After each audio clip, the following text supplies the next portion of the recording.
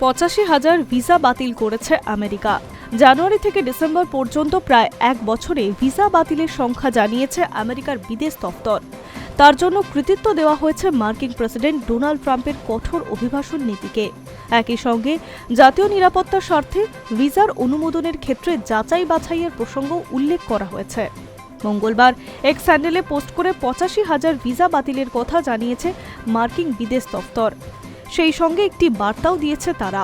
ওই পোস্টের সঙ্গে ট্রাম্পের একটি ছবিও দেওয়া হয়। তাতে লেখা হয়, আমেরিকাকে আবার নিরাপদ করে তুলুন। আমেরিকার বিদেশ দপ্তরের এক আধিকারিককে উদ্ধৃত করে সংবাদ মাধ্যম জানিয়েছে, বাতিল হওয়া ভিসার মধ্যে ৮,০০০-এরও বেশি শিক্ষার্থী রয়েছে। গত বছর যত সংখ্যক পড়ুয়াদের ভিসা বাতিল করেছে আমেরিকা, এই সংখ্যা তার দ্বিগুণ। কেন ভিসা বাতিল করা হলো? ওই আধিকারিক জানিয়েছে, সবচেয়ে বেশি সংখ্যক ভিসা বাতিল হয়েছে অপরাধমূলক কাজের ক্ষেত্রে জড়িত থাকার অভিযোগে। চুরি, ছিনতাইয়ের মতো ঘটনায় যুক্ত থাকার অভিযোগে অনেকের ভিসা বাতিল করেছে মার্কিন প্রশাসন। শুধু তাই নয়, কোনো কলেজ বা বিশ্ববিদ্যালয়ের ক্যাম্পাসে গাজা নিয়ে বিক্ষোভের কারণে বহু বিদেশি পড়ুয়াকে তাদের দেশে পাঠিয়ে দেওয়া হয়েছে। ইহুদি বিদ্বেষ বা চরমপন্থী গোষ্ঠীর সমর্থনের অভিযোগে অনেক বিদেশি পড়ুয়ার ভিসা বাতিল করা হয়েছে বলে জানিয়েছে ওই আধিকারিক।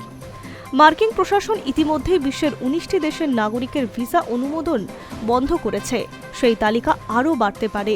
আমেরিকার স্বরাষ্ট্র দফতরের সেক্রেটারি ক্রিস্টি নোয়েম জানিয়েছে, ৩০ থেকে ৩২ দেশের ক্ষেত্রে একই নিয়ম প্রযোজ্য হতে পারে। আমেরিকার বৈধ ভিসাধারীও রয়েছে প্রশাসনের আতশকাচের নিচে। সেই সংখ্যাটা নেহাত কম নয়। প্রায় ৫,৫০,০০,০০০ বিদেশি নাগরিকের ওপর নজর রাখা হয়েছে। চলছে যাচাই বাছাইয়ের প্রক্রিয়া, ফলে ভিসা বাতিলের সংখ্যা আরও বাড়তে পারে বলে মনে করছে আমেরিকার বিদেশ দপ্তর। Hi News network.